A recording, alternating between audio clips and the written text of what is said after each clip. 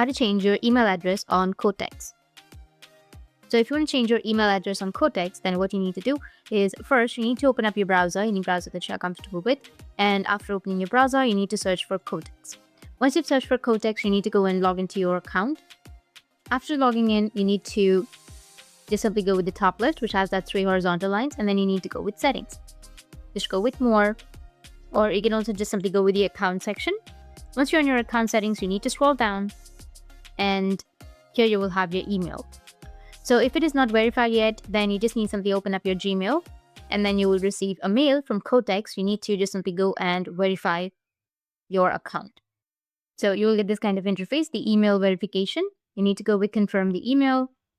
Once you've confirmed, your email address will be added. Right. Now, if you want to change the email address, then you need to make sure that your account is also verified.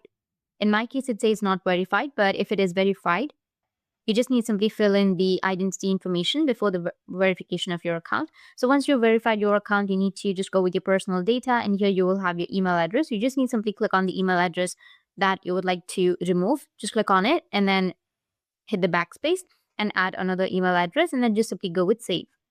But since you cannot change it from the edit section, what you'll have to do is contact support. To contact support, head over to the help option, which will be on the bottom left. Click on help. There you should find an option that says customer support or contact customer support. After that, go with verification or any other issues or deposit or withdrawal. And under the verification, you need to click on I want to change the email address in my account. And as you can see that it says, unfortunately, there is no option to change the email the account was registered with. You can delete the current account and register a new one using another email address. So that's it. And if you have any questions, feel free to comment below. Thanks for watching.